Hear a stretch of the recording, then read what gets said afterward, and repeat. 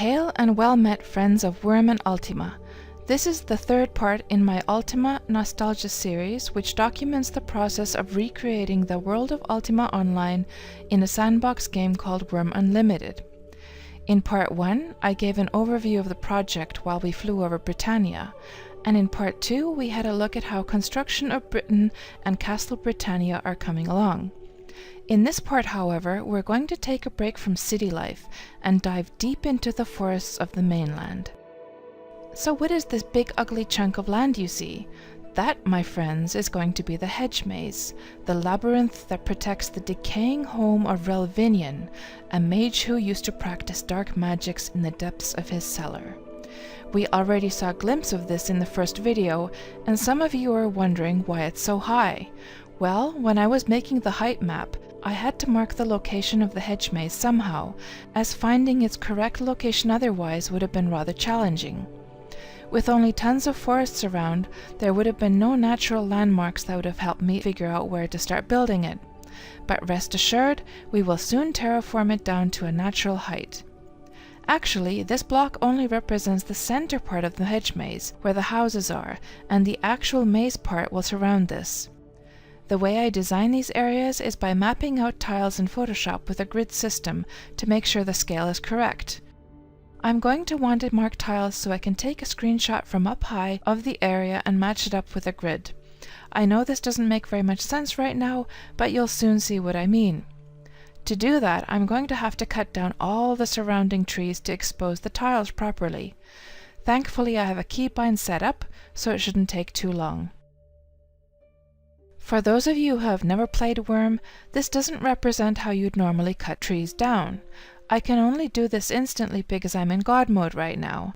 But for normal gameplay, Wurm actually has a wonderful and immersive system for getting wood, which, like in any game, you'd need for building furniture or wooden weapons like bows.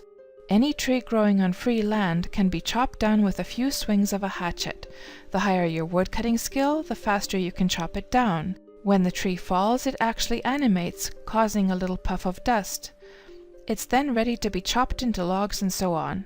The older the tree, the thicker it is, yielding more logs. You can also cut sprouts from living trees and plant them to grow new ones. Cool, huh? But chopping this many trees down the normal way would take ages, so I'm pretty thankful for the God mode right now. Okay, now that we've cleared out the surrounding area, I should terraform this square down a bit to make it easier to see the markings I'm going to make for measuring. Normally when you terraform in Wurm, it's a matter of using a shovel to dig dirt to lower the ground, or dropping dirt to raise the height of the ground. But instead, I'll be using this handy dandy little mod that Bidoo made, which lets you set the height numerically. This has been a true lifesaver to say the least, especially when dealing with slopes that are too steep or ground that is under the sea level. I'll include the link in the description below for where you can find this handy little mod.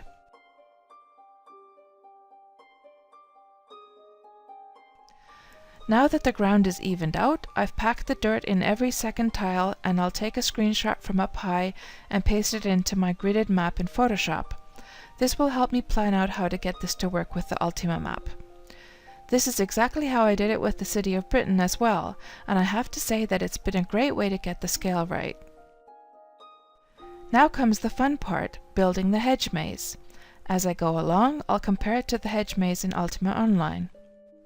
I originally started off building hedges from seed or sprouts, but at some point I really started to regret it, as the hedge model looks so fake and solid. So I decided to switch to the more leafy model of the maple hedge instead.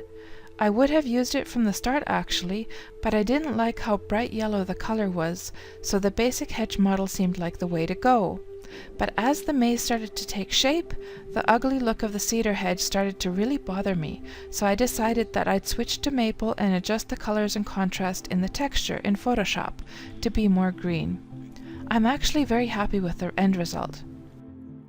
Okay, now pretty much all of the hedge pieces have been laid out and all the old cedar hedges have been replaced with the modified maple hedge. This is really starting to take shape. I decided to take a break from the maze and work on the middle part instead. As you can see, in UO the buildings sit on high mounds of dirt, so I started off doing the same in Wurm and planned the locations of the houses. But as I was inspecting the grounds in Ultima Online, my character dropped down into a secret passageway. This was something I simply had to get into the plan somehow. In UO we can see that it appears to be the basement of the buildings, but in Wurm you can't really make proper basements. What you can do, however, is tunnel into the rock tiles. The only problem is that in this particular spot of the map, the bedrock is hidden deep under the grass and wouldn't be high enough to tunnel into. But thankfully there is a solution to this. In Wurm we can raise the height of any rock tiles with concrete, so potentially I could build a whole mountain with concrete alone, although it would take years to do. In this case though, we only need a couple of small mounds, just enough to make the secret tunnel into, then I can build the houses on top. Fast forward a few hours later, and now we have secret tunnels beneath the houses. I'm not going to reveal how you can get inside though, as I want people to figure it out on their own when they come to visit. Ultima Online is full of little surprises like this, so whenever possible I want to do the same thing here in Wurm Unlimited. A rather recent addition to Wurm are so-called cave dwellings, which allow you to build walls and floors inside of caves. In the old days you could only reinforce the walls and floors with mine supports, but now you can actually have whole cities below ground if you want. This feature is exactly what I needed to make this look like a basement. Now that the walls and floors are done, time to decorate. Luckily, Wurm also has marble tables and braziers, so I was able to match those up with the UO version. But a lot of the other decorative elements are missing, so I'll have to improvise a bit. Getting back to the surface, it's time to work on the labyrinth portion again. As expected in any hedge maze, the ground is covered with grass, but there's just one problem. In Wurm, grass tiles don't necessarily stay as grass tiles, but can change into other types of tiles. For instance, trees may spread onto grassy areas and start growing, or a wild animal can eat away at the grass, turning it into a dirt tile, etc. The solution to this is to convert each tile into a lawn tile, which is invulnerable to the elements of nature. Since I'm in God mode, I can just do this instantly, but the way you would normally do it in Wurm is cutting the grass with the sickle, then trimming it down even further with a pair of scissors. I also had to go through each hedge and artificially grow it to the next growth stage, as hedges can be walked right through when they are at their initial low stage. One of my favorite parts of getting an area finalized in Wurm is adding lights, so that's what we're going to do next.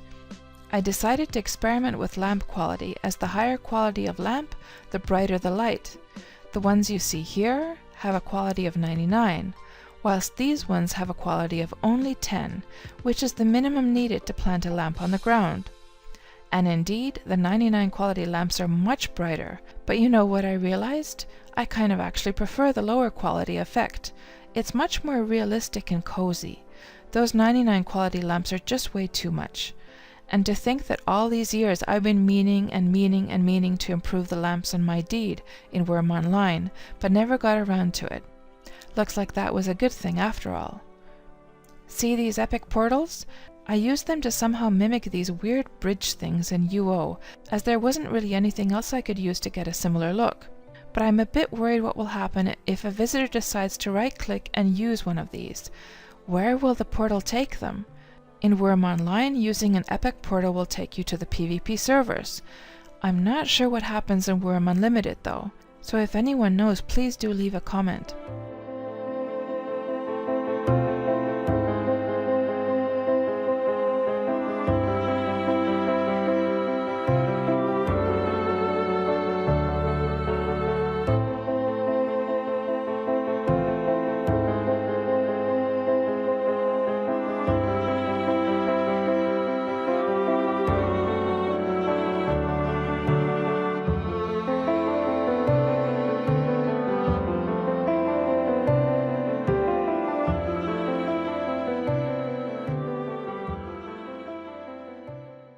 To wrap up this video, let's have a final look through the area. There are still a lot of little finishing touches to finalize, but I think it's safe to say that this was a success. Once it's completely finished and fleshed out with decorations, NPCs and mobs, I'll do a final video to showcase the end result. In fact, each area I work on will have both a building video like this one, as well as a final version. I've had an absolute blast making this thing. I just knew it would be fun. In the next episode, we're going to head up north to the town of Vesper, a city made up of tiny islands connected by bridges. I'm really looking forward to building that. See you there!